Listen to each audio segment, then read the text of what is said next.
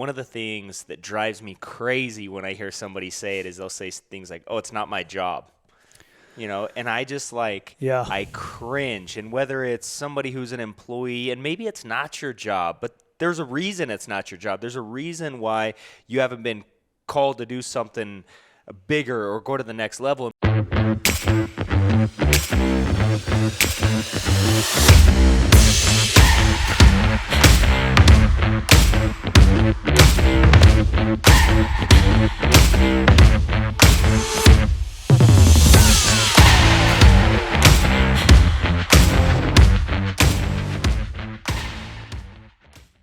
Hey everybody, welcome back to Solid.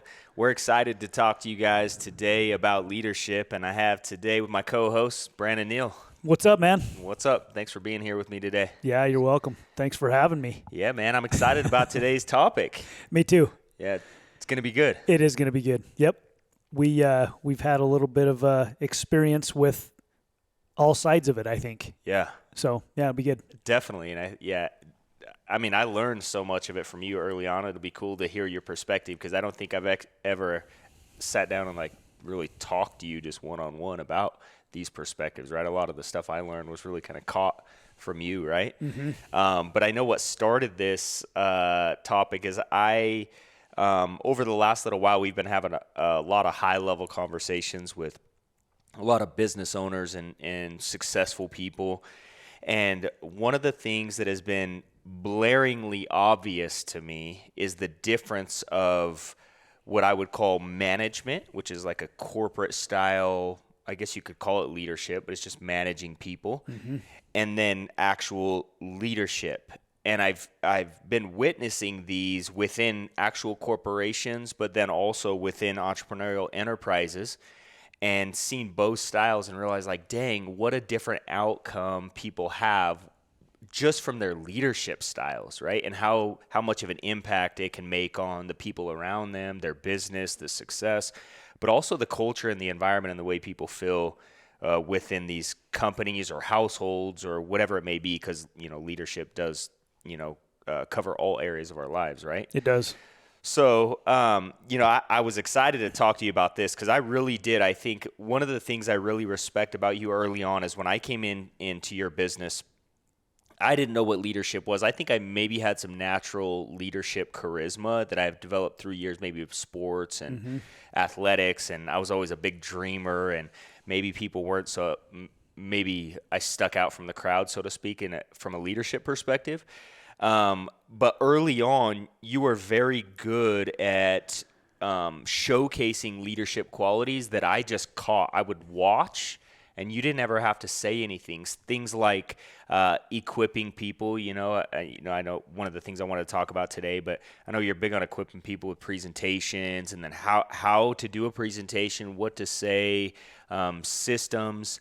And then also, I think one of the things that helped me early on at a young age was you empowered me. You didn't think that, oh, well, Jeff, you're too young or too inexperienced. You were willing to equip me, make sure I had what I needed, and then empower my belief that, hey, you can do it, and yeah, you might fail, but you're going to learn throughout that process. So I guess those are just some things I want to point out as we get started, but I would like to ask you where did that come from? So, a lot of these things that I learned from you and just caught, was it intentional that you had these leadership qualities and you tried not to have these managerial leadership qualities? Well, yeah. So I think, first of all, you're talking about equipping people and giving them the proper tools. I do believe that leadership can be taught. Okay. So, I think I was taught that. Yeah. And fortunately, I think that growing up, I had experiences with those that I think were good leaders. And then I also know how it felt when somebody was more of a, manager, boss, a stronger word might be dictator, right? Yeah. Dictator type leader, which isn't really a leader. And so I think growing up, I started working when I was really young, and I worked for my cousin who was, he was always the hardest working guy that I knew in construction. And I just kind of learned from him. I obviously learned from I talk about my dad a lot because my dad was always the hardest working guy that I ever had been around. In fact, his coworkers. So if anybody knows anyone or any linemen out there, linemen are known to be pretty hardworking guys anyway. Yeah. A lot of them will work many, many hours of overtime. And so he was amongst that group already. And then he was, I mean, if you talk to people that have worked with him through the years, I mean, even recently, he just recently retired.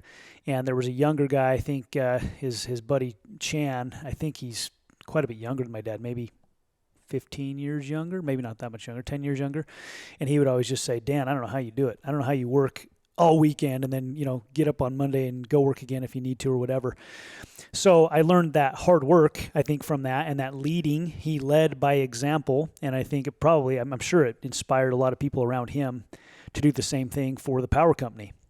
So, seeing that, and then another big place where I learned leadership was on my mission. So I went and served a church mission, and on that mission, so the way it's set up is you have all the missionaries, about 200 missionaries in our mission, and there were district leaders and zone leaders, and so a district leader would be over maybe 4 to 6 other missionaries to kind of oversee and train and help them, and then the zone leader was over the district leaders, so there'd be maybe 6 to 8 district leaders in a zone, and then there was like the assistants to the president that were maybe helped out with all the zone leaders, right? That reported to the mission president. So it was a pretty cool system, And early on my mission, I remember I just took all these hard work, disciplined type approaches to my mission. So when I showed up there, I just one of the big things that I was told before I went on my mission is, hey, just follow the rules. Follow the rules. The rules are there for a reason. They'll help you be more successful. People have been serving missions for decades, so I didn't question that. So I followed the rules, got up a little bit earlier than everybody else, and then there was some, you had to learn what you were teaching, right? I mean, we were teaching the gospel. And I wasn't an expert at the gospel by any means. I was 19 years old when I went on my mission. So I was learning that and learning it as fast as I could and trying to study the scriptures and all that. And I got called to be a district leader like my 3rd month out. And I remember my mom wrote me a letter saying, hey, we're proud of you. That's pretty cool. You got called to be a district leader. It's going to teach you leadership, right? Yep. Which I never really, I've heard the word leadership, but I'm like, oh, yeah. And it felt kind of, I don't know, like almost like a mantle, like a that was put on me that felt good. Yeah. I was intimidated. Like a level of expectation that you wanted to rise to. Yeah. And here I am. I'm 3 months out on my mission, and I've got missionaries in my district that are been out for a year and a half, Yeah.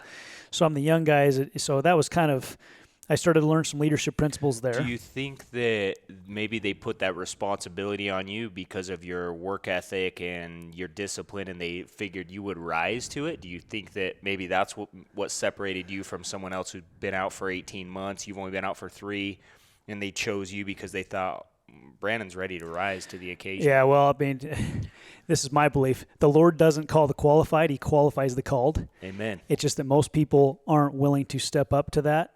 And so many are called, few are chosen because of that. Yep. And so you may be called, but if you don't rise up to that, then He can't call you to a higher, I don't know if higher is the right word, but another position if you're not fulfilling what you're already doing. So, yeah, I don't know, man. I think there's part of that where when I was called to that, I wanted to step up. There was more pressure, and I love pressure. Yep. Because pressure made me, get more focused. And I had to be on my game, so to speak, that much more. Yeah, you've got to be a lot more focused when the pressure's on. Yeah. And when you're focused, usually you're a lot more productive in whatever it is, right? Yes. And I also wanted to be a leader that people wanted to be around.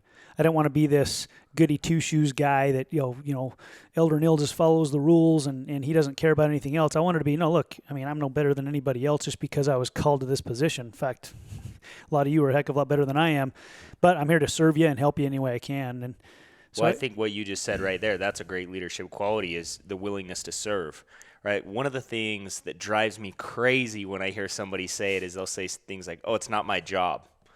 And I just I cringe. And whether it's somebody who's an employee, and maybe it's not your job, but there's a reason it's not your job. There's a reason why you haven't been called to do something bigger or go to the next level. And maybe that's because you keep lacking the opportunity to grow and keep leaving responsibility on somebody else. For sure. Because it seems like when people are saying those things, like it's not my job. Well, it's like, why don't you just step up and say the reason I'm here is to serve, right? And I think ultimately that's what a leader does, and is to serve others, right? How can I be of service? What can I do to help? And that's really what leadership is about, right? And you don't have to be called to a leader to be a leader, right? You can be a leader amongst other people. In fact, I would say that might be a huge differentiator between what is a manager and a leader. Yeah. A manager is usually called to a position, right? And then they say, oh, well, this is my job title, or I was called to this. Or we've seen in our business, people would earn a title and all of a sudden they act different, right? But a leader is somebody who, the title doesn't matter, right? The job description doesn't matter, because what matters is service, right? Who can I serve? How can I bring my talents, my treasures, my time, my effort, and what can I do to make this place better? So it's interesting because as you're saying all this, I go back to my mission here. I learned so many life lessons on this, right? Because then I became a zone leader, right? Yeah. And then I'd have some maybe missionaries that weren't following the rules, and kind of, your job as a zone leader is to maybe kind of help them get on track. Right. And, as I was a newer zone leader, and I would try to coerce or intimidate them to follow the rules. Yeah. And I realized really quickly that didn't work well, because they just rebelled more, then they hated me. Then you have no say. Right? Especially a leader, right? If a leader is trying to lead other leaders, we talk about, it's almost like trying to herd cats, And so, a lot of times when leaders are being managed, that's when they want to run, know. But if you do a good job of leading other leaders, a lot of times you can get some incredible cohesiveness working together as a team, right? Yeah, and this is how you learn life, right? If I would have understood that, okay, they're going through something right now, and it just been their friend, and said, hey, what's going on, man? How can I help you? I see you're struggling with some stuff. Anything I can do to help you? You're doing really good in these areas. If I can help you with these others, I'd love to. I believe in you, man. I believe you're doing it, man. How much more would I have gotten? How much further would I have gotten with them? And it would have helped me so much more. They would have blessed my life more. But this is how you learn. It's huge. Yeah, I think that topic right there is so big because early on, like let's say if you're in business and you want a salesperson to perform and you want them to hit a goal, and maybe they're in a slump or whatever, and you say, hey, dude, do X, Y, and Z or else, which is how a lot of managers manage people, right? And that might cause that salesperson to go do more. Maybe they might have more prospects, make more calls, close more sales, and they might hit their goal. But they'll never forget how bad they felt at that moment. A lot of times people feel exposed and they feel manipulated. And because of that, they'll always hold a little bit of resentment maybe for that manager. Yes. Versus like what you're just talking about, if somebody takes that situation and really, gets into a personal level with somebody and figure out what is it, right? If someone's not performing like we know they have the ability to, something's going on, right? For sure. And this could be our kids too. But figuring out what that is and then pouring into them. And then let's say you do that and they go hit their goals. Now they're going to always remember that you were the person that was there for them when they needed someone. Yes. And so not only do they perform so much better, but they also are now being willing to be influenced by you in the future. Yep. They want more of your help. They want you around more. Yes. And they're going to come to you next time something happens. So rather than, something happening in their life and they avoid you because they feel manipulated or they feel a little bit of resentment for maybe what happened in the past, now they actually look for guidance and seek your influence, which is ultimately where leadership happens, right? Yeah, no, it does. It does. Yeah, man. So, that's where I learned a lot of it. And then, I served right with my mission president for a good chunk of my mission too, as an assistant, and learning from him. He was a great leader and is a great leader today.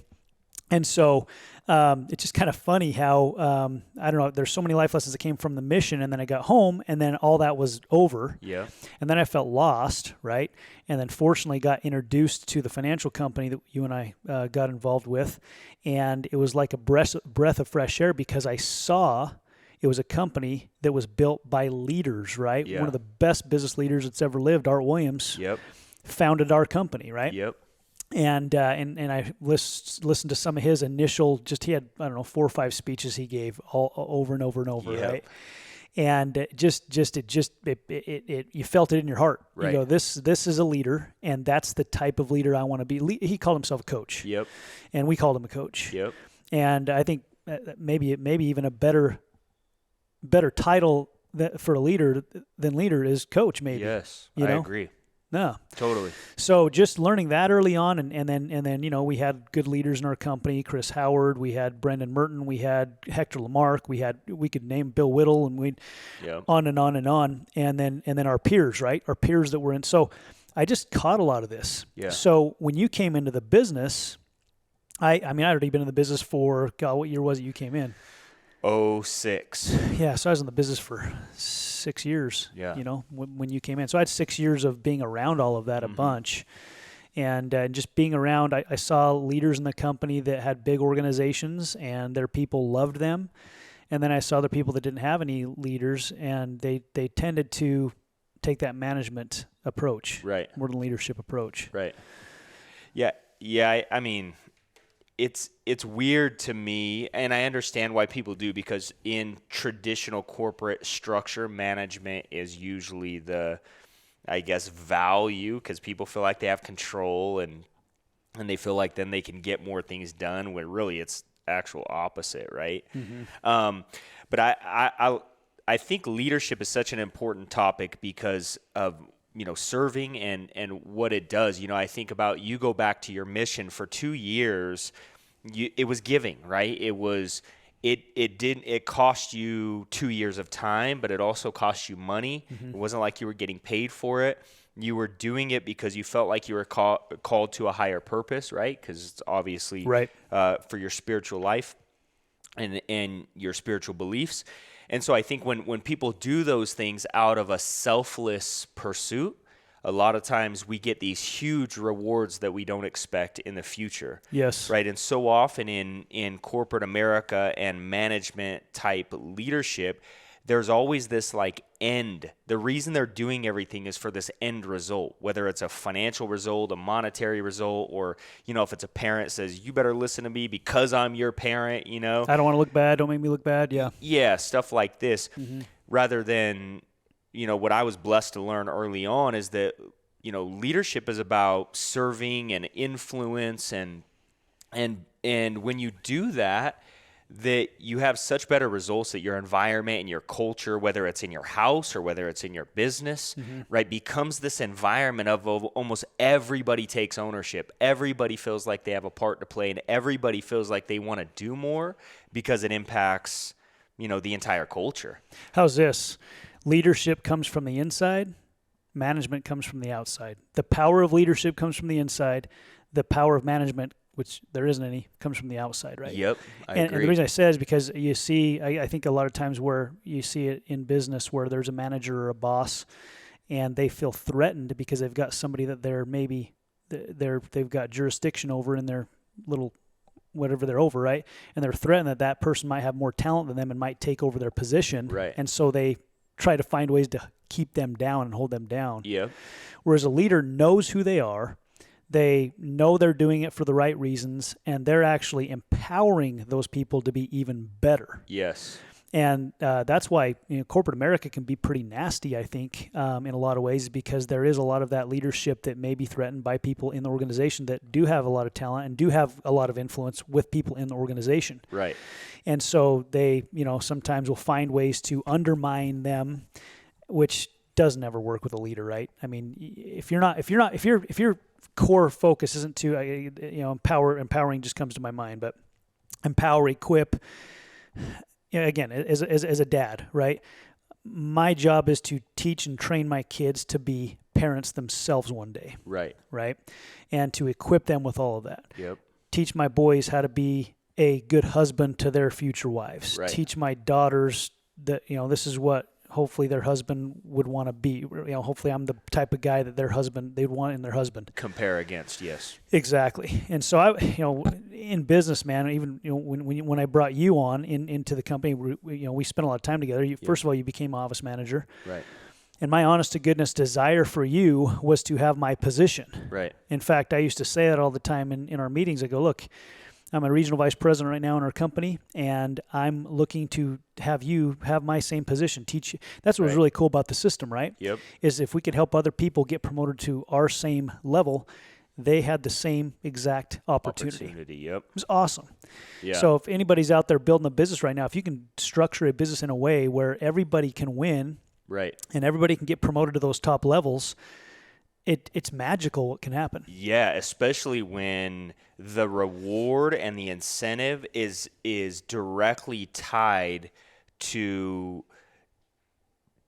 the leadership development of the people within the organization. Yes. Right? Meaning that if a leader produces other leaders, that leader is incentivized higher, or the rewards are higher because they develop somebody else. Right. Yeah, and it is a special structure. And that, when we talk about incentives and rewards for leadership as a father, right, that's the ultimate reward. The ultimate incentive is to watch your children grow up and have better lives than even we did, right? And I think that's the reward and the incentive. And it's still leadership. It's still learning how to equip and empower our children to make good decisions and good choices without having the stress and anxiety in those situations that maybe we did, right? So we can help guide them through those and make better decisions. But it's no different than with our people. I think if we can look at people in our businesses the same way that we would look at how we would inspire and empower our children, right? That the result can be life-changing, not just for them, right, because we did the right thing, but also for us, and then the relationships we get to create throughout life, right? Yeah, absolutely.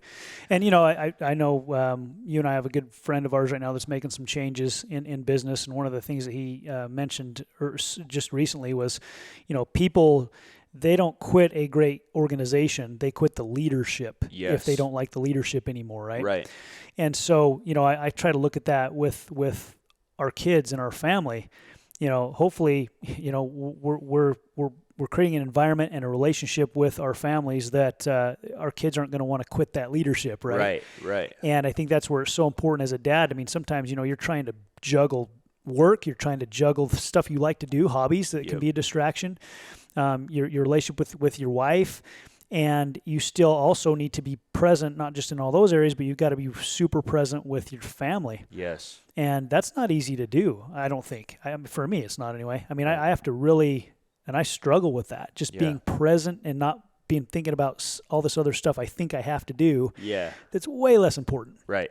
And I think if we can really, in our homes, and it doesn't matter where you're at. If you're at your home, if you're at your business, be there and be present. Right. Right. Yeah, one of the things that helped me a lot early on is that I heard from actually Whittle. He said, your goal should be to raise a family so that when they get older, that they can't wait to get out of your home to go create what they were raised in.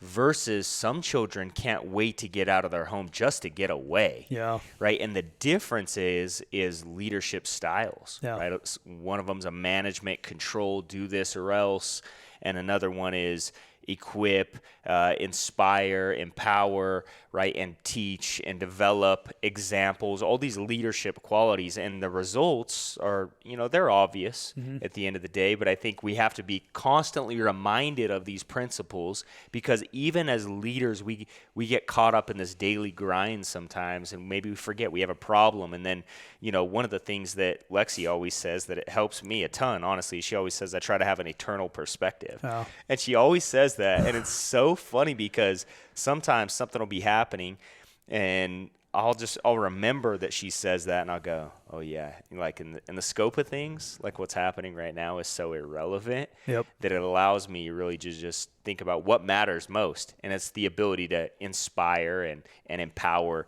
anybody in the future, right? It is. And so I think it's a powerful thing. It is.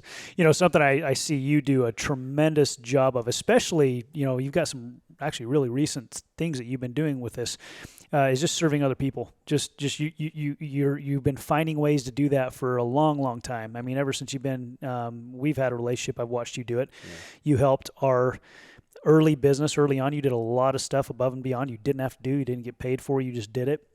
When you started to build your own organization, obviously you poured your heart and soul into people. You didn't get paid for an extended period of time when you moved up to Boise, Idaho, because you didn't have your licenses, and you just kept serving. You were scraping to make it. and you just served and built a huge organization up there. And then recently, I mean, I know you've been helping some people in your neighborhood, and maybe talk about some of that. I mean, what I guess my question, let me ask you, what is your mindset? I don't know if that's right. I mean, yeah, I guess what's your mindset when it comes to that type of thought process? I mean, where did you pick that up from? Is that something that's just in your heart? It just feels right, or is that something you consciously know? I would say both. Okay. Yeah. First of all, thank you. I mean, I appreciate that. I try to. I want, number one is I want my family to see me serve, right? I want my family to know that I'm willing to go above and beyond. And like if we stay at a hotel, I am the guy that's teaching my kids how to make the bed before anybody comes in. I want to turn off all the lights. Nobody does that. They don't. I don't make the bed when I go to a hotel. I try to because I just want to teach my kids. Really, it's about my kids. I want to teach my kids that, hey, we can go above and beyond. Yeah. I don't want to just do what's expected. I want to feel like I can make this place better. And so one of the things that really drives me is if I am somewhere, I want it to feel like, dang, I'm glad they were here. Mm-hmm. You know what I mean? And because I love having those people. I mean, think about how you feel when those people are in your life. You know, if you do a big dinner at your house and someone helps clean up, you know, even though you're willing to do it and, you know, maybe they're a guest to your home, but they're just willingness to help and how it makes you feel. I know how it makes me feel, and I want to make other people feel that way, right? I want any environment I'm in for them to feel like, look how much value that person added to our lives. Mm-hmm. And so most importantly, I think for my children to see that, my wife, but I think it's just the right thing to do. Yeah. I mean, it feels good.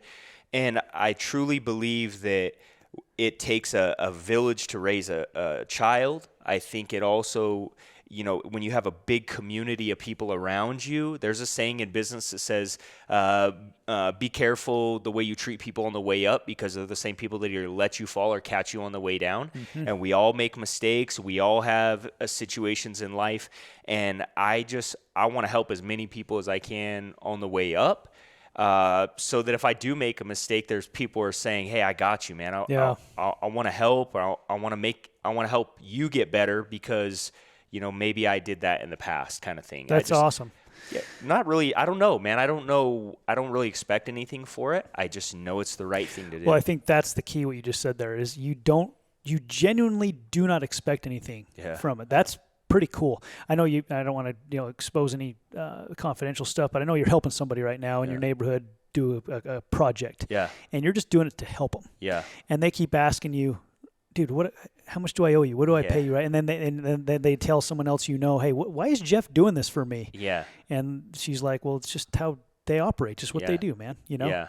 And obviously that's, turns into all kinds of cool stuff. Just, and you're not doing it for that. You're genuinely doing it just to help. And that's really how all of us, that's how God created all of us to be, right? I agree. That's why it just feels right when you do it for the right reasons. Yeah. And I think that's really what leadership is, right? Is, do I have resources that can make this person in front of me's life better, regardless of that person, right?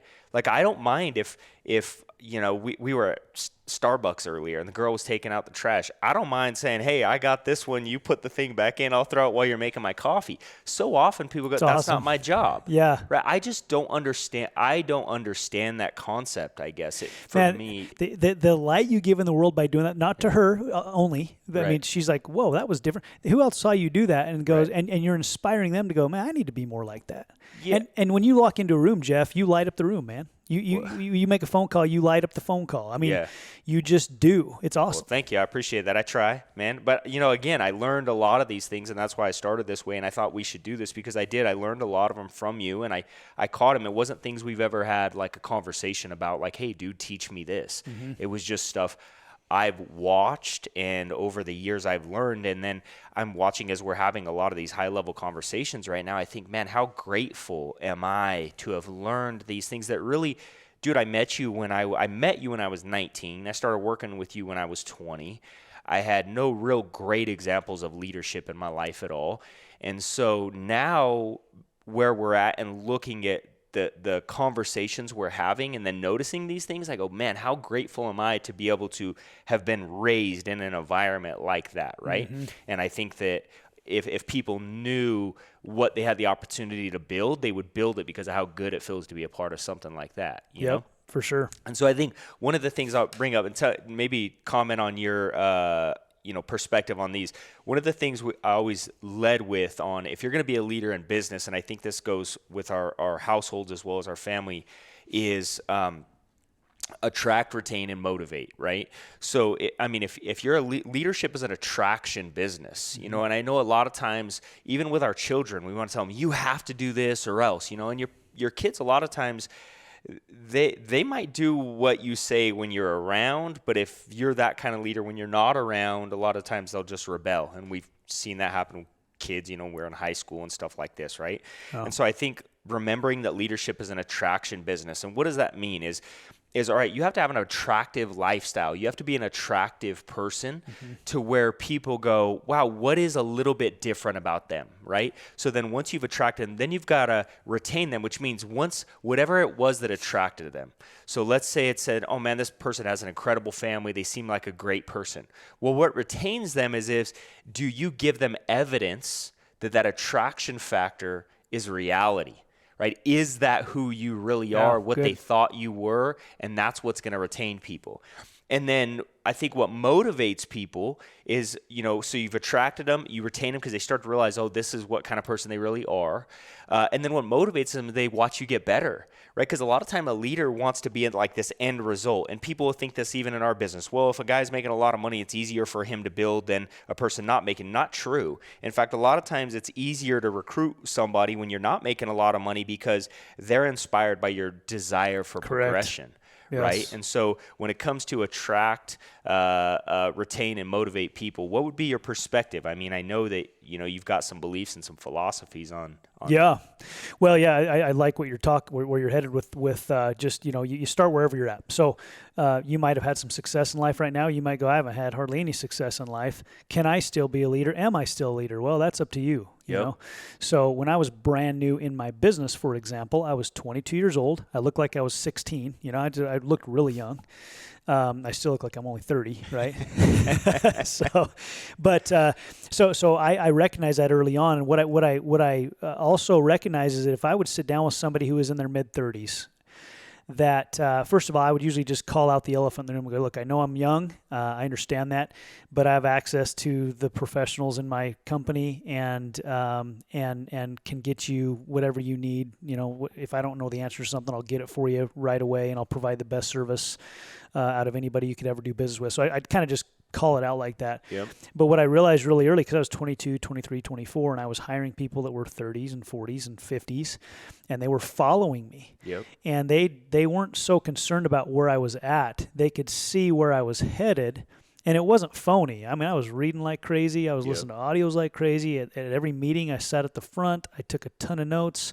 When we went to events, I was selling out to those events, saying, you guys got to come here too. And it was because I wanted them to be where I was at. Yep. You know, I wasn't so I could make a lot of money off of them. Showed up early, never missed. Exactly. Yep. Yeah. So I think, you know, that's attractive. Mm-hmm. So if you're in a position right now in your life where you go, I haven't had any success. Okay, that's okay.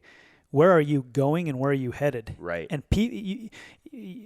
it doesn't take long to have people start to recognize a change in you, you know, and not only that, if you are truly changing from within, it'll start showing on the outside. Yep. If you're kind of a quiet person, reserved person, and you start getting excited about something, it's going to start coming out. Yes. And people are going to see it. In fact, it's going to radiate out of you. Yep.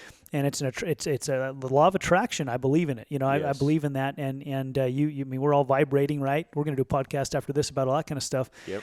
And what kind of energy are you putting out there? Yes. So that would be, I mean, I think for attracting, when you're in that stage, that's what you do. If you've already made it big, then I think in some ways it takes more work to attract people. In other ways, it's easier because people see that you're successful. But like you were saying, some people see that they're almost intimidated by your success sometimes. It almost seems so far away for them, right? It's like the whole magnet factor. If a magnet's at a certain, distance away, it has that attraction factor. You get it too far away, and there's just no attraction. Yes. What I've always admired about people who are in that position, willing to step down, so to speak, or get on your level when you're not there, that makes me want to, because they go, hey, I've been where you've been where you're at, right? It's like when you get down on your knee with one of your boys, right? Yep. And you get down and you say, hey, listen, I've been there, buddy. I know exactly what you're going through. I had a buddy do something like this to me one time too, and I know what you're going through. Look, it's going to be okay. And they do that for you in business. So I think if you've had success and you're trying to help other people get there and they're not maybe following you, or that you feel like they're losing, get down on their level, make a phone call, go spend some time with them. Sometimes I think we forget, right? Sometimes, if you've maybe had a lot of success for a long period of time, you forget how much that one 30-second conversation can change someone's life. Because, seriously. Especially if you have some humility as a leader, and you don't have this big head, and, you've got some humility, and we forget that, man, maybe if I just called and reach out or just stop by someone's house and just let them know I care. And I think that's another point is, as you talked about, if you haven't had a lot of success, and I know in my case, as I was starting to grow, I wanted to win so bad, man. I was willing to do whatever it takes. And because of that, there were some things that I did wrong, a lot of things that I did wrong throughout the process. And so I blew a lot of people out early on. And I realized it was my fault. And so I really wanted to start retaining people.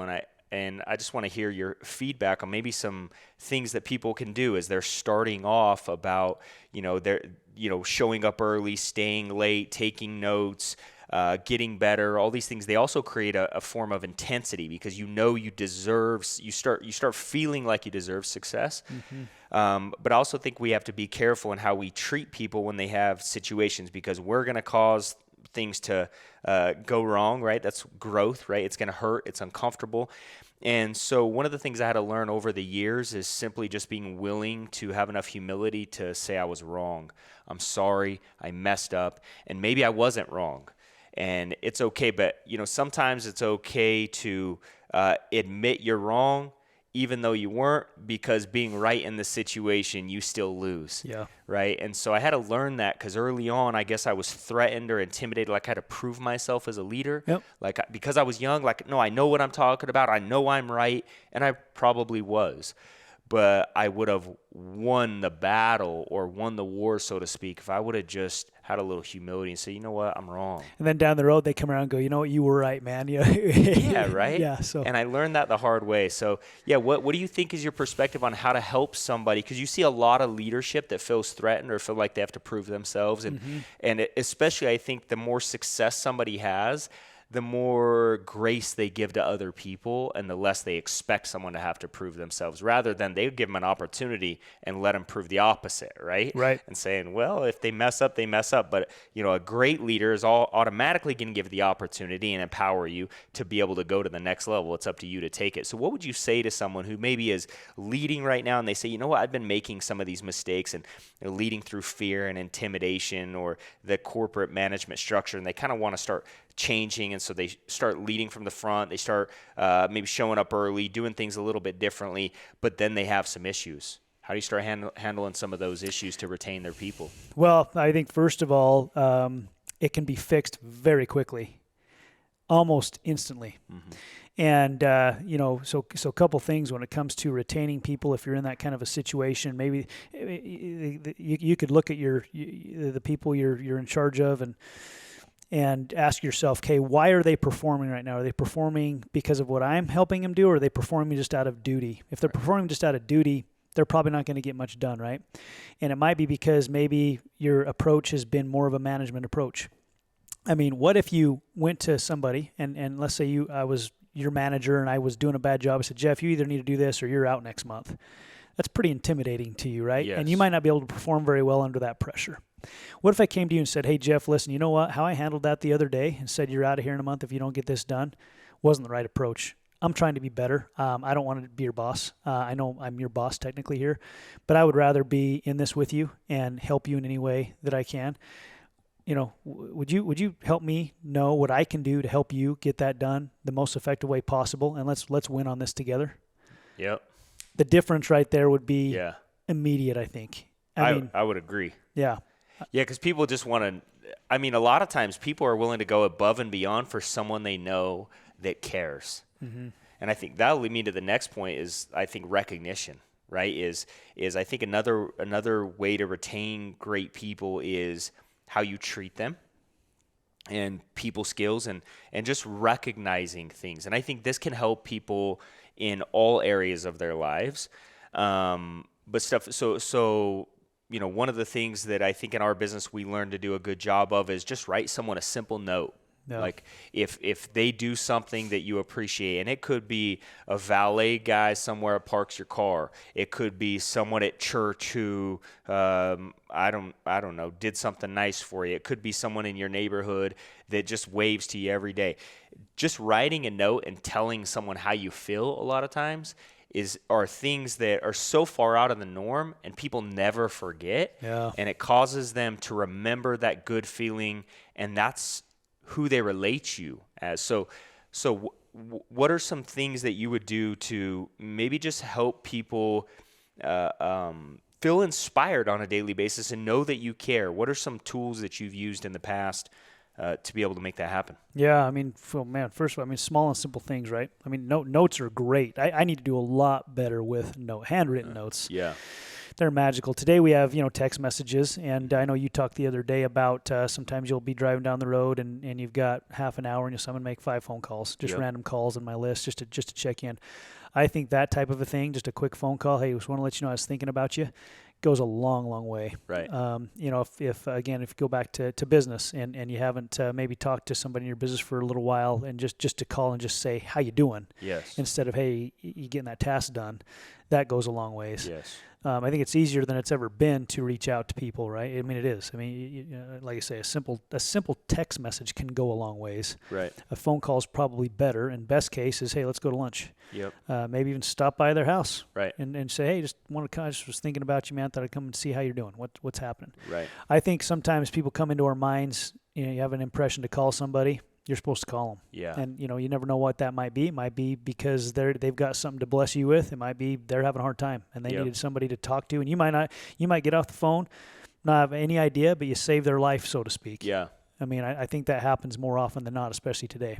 Totally. So just like when you recognition, people love praise and recognition, right? Yep. Mary Kay said, the only thing more powerful than sex is praise and recognition. Yep. And genuine praise. Yeah. Yeah. So. Looking for, and I think if you're a leader looking for reasons to recognize everybody around us, whether it's our children, our spouses, people in our business, people that help us in our lives, like I think sometimes people forget that when you go to the coffee shop and they just made you a cup of coffee, they just served you a cup of coffee.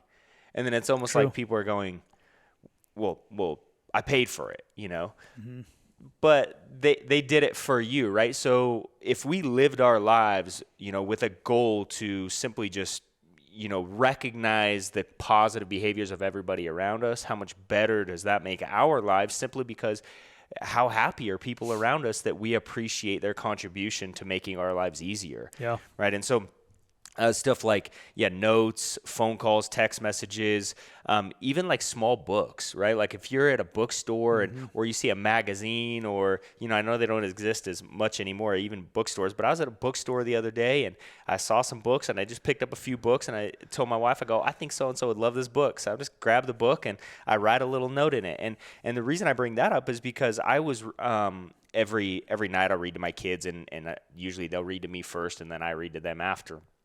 And so right now I'm reading a book that a friend of mine gave to me and then wrote all these nice things about me in the cover. Well, what's cool is this book that I'm reading is it's a Christian book, and I'm reading it to my son. And my son notices it in the cover, and he goes, Dad, I want to read who gave you this book? I want to read it. Well, then I'm reading to my son all these nice things that one of my friends said to me. And how nice was that, right? For me to read that to my son and then watch my son's reaction. And here we are reading a book, and just the environment that it created is like, dang, I don't think he realizes how powerful of a moment that created, because he was willing to go to a bookstore one day, write a note, and just send it to me because he thought I'd like the book. Yeah. And Rome, he's going to grow up and he's going to remember that, and he's going to go, I want to be like my dad. I want people to write that way about me, right? Yeah. So he's going to be paying attention to you. Why, I'm watching my dad. How does he live? What does he do? I need to copy that because I want that same thing. Yeah. We all naturally want that, right? We do. And it was I just think about that because it was a gift from someone else that they just sent to me randomly. And I want to have that impact in other people's lives. I think how cool, right? So many things happen we don't see, right? That are huge blessings and game changers. Exactly. It could just be a T-shirt. And hey, Dad, where'd you get that T-shirt or whatever? Yeah. And so I think remembering that if you have the chance to recognize somebody in your life, whether it's just a note or just a comment or just telling someone's manager, maybe you're at a restaurant, you got incredible service, just to walk over and tell their manager, hey, I just want to let you know that this person went above and beyond. I'm so grateful for them. Yeah.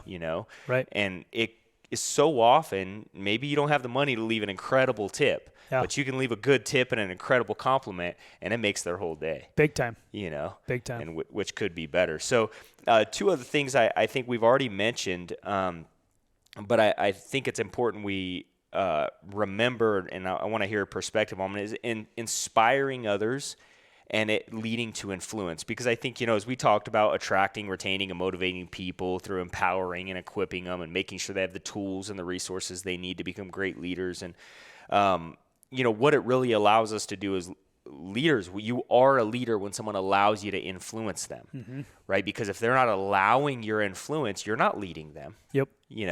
And so what is your perspective on inspiring others and influencing them and understanding that obviously that's what leadership really is? Well, we just celebrated the 4th of July. And I love that holiday, right? Because of what it stands for. It's just awesome. And I think about George Washington. And here was a guy who was completely wealthy, did not have to do he could have lived just a wonderful life. He had a wonderful life, had his plantation or plantations. He was fine. Yeah. The British were ruling, but he didn't have to do what he did. And he chose to give everything up in exchange for freedom for all of us. Yeah. And so I think, one of the things that, as a leader we can do would be willing to do, you don't even have to necessarily do it, but be willing to sacrifice whatever that might be to further maybe a bigger cause. And so, we see a big difference between that leadership style and the current administration's style, right? We see a leadership in the early days where they were fighting for freedom, putting it all on the line, and today it's all about safety and security, and we'll take care of you, and it's a trap. Yep, it's a trap, and so I think a leader is somebody who is willing to, I guess, take that risk, and people that's inspiring to other people. It unites people. It does. Yeah, when somebody is willing to take a selfless pursuit by risking everything they've accomplished up to that point for themselves, for the greater good for other people, that is really what unites people, right? Can you imagine being a colonial back then, and George Washington knocks on your door and says, hey, we need help in the army. Would you come fight with me? And you knew who George Washington was. Is there any way you could say no to that? Yeah, no. There's no way. Yeah. You're like, absolutely, I'm in, man. In fact, you would feel honored. Yes. George Washington is asking me to go fight with him. Yes. And that's one of the reasons why the Founding Fathers were able to do what they did, is because those are the kind of men they were. And obviously they were led by God, too. Yeah, there was no alternative. Yeah. Yeah, it was freedom or else. Yes. And I think to that point, that's what leadership is, right? Is understanding that we're going to do what's right because there's no other alternative, right? And if you're willing to do that, you're a leader, and you're going to be able to influence other people in a positive direction and make an impact on people's lives because they knew that you were willing to take selfless acts. Yeah. Absolutely. Awesome, man. Well, I think we've gone over a general basis of leadership today, and I think that people can get a lot of value from what we've covered. Where as we end, where's some tools? What are some of the best tools you think to develop leaders? Books, seminars. What are some things that you used in addition to you went on a mission, you volunteered for 2 years? Yeah. I think I can't stress that enough. And the impact, obviously, you've mentioned today what it had on your ability to lead others. but that was a 2-year volunteer journey that you took that taught you leadership, right? And most people aren't willing to take a 2-day volunteer journey for leadership, right? Right. So outside of being willing to do that, which obviously I think that's a huge perspective shift, and anybody remembering right now, when it comes to leadership, it takes time to develop. And so even if your income doesn't explode, just remember it takes time to compound. You had a couple of years of volunteer efforts, and then you had a while into your business before it really started to explode. So you really had, 4, 5, 6 years of leadership development all in before you really exploded your income, right? For sure. So what are some tools that people could use today? Where would you go? In modern world today, you say, okay, I'm starting out in leadership. What do you do? How do you become a leader? It's a good question. There's so many awesome resources today that there's no way I can name them all, but you brought a book today from John Maxwell. I think that's a good place to start. You read his books. He's got, that's the 21 Irrefutable Laws of Leadership. He's got Developing the Leaders Within You, Developing Leaders Around You. There's, teamwork. He's got so many good ones. So that's not a bad place to start. And I went to, 3 or 4 of his seminars early on in my early career, and helped me accelerate my leadership skills. So going to those types of things. I think if you have opportunities to go to church events and things like that, we're going to do that, by the way, with Solid. We're going to have some great resources for all of you that are looking for ways to become a better leader and enhance your life. Right. We'll provide a lot of that. I would look for those who have done something, who have led organizations, and study those people. Some of them written books, some of them have audio, some of them might just have some articles written about them or whatever. I don't know, man. I think I'm just always intrigued by somebody who's done something big, and I just try to research them and learn about them, and where did they come from, and how did they learn what they learned, and try to mimic that. Yeah. So leadership, I think, is definitely caught more than taught. So you want to be around it as much as possible. You can read these books and stuff, and that's a good start. Yep. But then, become part of a mastermind group, look for people you can take to lunch, take someone to lunch. Hey, if someone's super successful, offer them $1,000 to take them out to lunch. If they're super successful and they're super busy, not very many people are, or just offer to serve them. Hey, what can I do to help you? I want to get to know you, build a relationship. What do you need help with right now? Right. I'll just come serve, and you can take me to lunch or something, or I'll take you to lunch, Right. One of the two. Yeah, for sure. Yeah, I think that any tool or resource that you have available, you should use, to be able to grow and get further. And I also think that anybody looking to become a leader, when they find a leader and that leader notices their desire and their willingness to go above and beyond and their willingness to learn, a lot of times that leader has been looking for someone that they could pass on knowledge to, right? And they're excited to find that person. So well, join an organization, right? Yes. Join a company and learn leadership that way. Yes. There's so many companies out there you could join to learn leadership alone. Yeah, and there is. Yeah, you could just decide to work with somebody who you perceive as a great leader. Mm-hmm. I would also suggest that as people are looking for leaders and you say, man, I want to follow this person or that person, to just remember that, you can have mentors in a lot of different areas of your life. And if you have a business mentor, it doesn't mean you have to take advice from them on their spiritual life or whatever area of their life. I think it's important to remember that as you're looking for people to influence your life, allow people to influence your life in the areas that you would trade lives with them. Good tip. You may not agree with how they live their life overall, but you can learn something from what they're doing or what they say sometimes, right? So take the good, right? Yeah, exactly. It's like a sponge, right? You soak it up and get rid of what you don't need and keep what you do. Mm-hmm. But just remember that too, because I think sometimes people might be inspired by somebody and they'll look up to them. And maybe that person maybe they really don't agree with them in other areas of their life or whatever it may be, and they feel like they almost have to conform to that. Mm-hmm. You don't. No. You can learn tools and skills from different people, and I would say find someone that inspires you in a certain area of life and allow them to influence you in that area. And if it's one person that inspires all areas of life, awesome, even better, right? But even if it's 3 or 4 different people and one person's business, one person's spiritual, just remember that. Be very clear on what it is that you're trying to design. And I would just suggest as your goal is to become a leader, just live life intentionally. right? And if you live your life intentionally, people are going to want to follow because people are looking for someone who knows where they're going. Oh, so few people do know where they're going. They're Exactly. just drifting through life, right? Most. I think that's a great way to end right there, man. That's it. Yeah. Live a life of purpose. Yep. Yeah. Yep. If you live your life with intention and purpose and you know where you're going, you know why you're doing it, you're going to attract a lot of people in the process. Like a magnet. Yes. Because you stick out. When you have intention, you stick out. Yep. People can feel it. They can see it. And, you want to attract people. That's it, man. That's leadership right there, I think. There you go. Live life with intention. There you go, man. Well, we'll end on that. Thanks. Yeah. Thank you guys for plugging into today's podcast. Please make sure that you subscribe, comment, share it with 3 friends if you would. Obviously, you know how the algorithms work, and we want to be able to move up that list. Hey, on that point real quick on the algorithm thing, seriously, help us with that because stuff gets blocked, especially anytime you talk about conservative values these days. A lot of that stuff gets blocked. So help us by sharing it with more people because we see it, right? Yes. We see some videos that just hit it big, and then others are like, "Whoa, that should have been a lot more." And so it's pretty obvious why. It is. Yeah, and so if you guys will, if you'll go, rating whatever platform you're listening to this on, and then just share it with people. We want to get the word out, and I want to continue helping and inspiring other people to do more and live solid lives. Yeah, we appreciate your support. Thanks, Live guys. solid. We'll see you.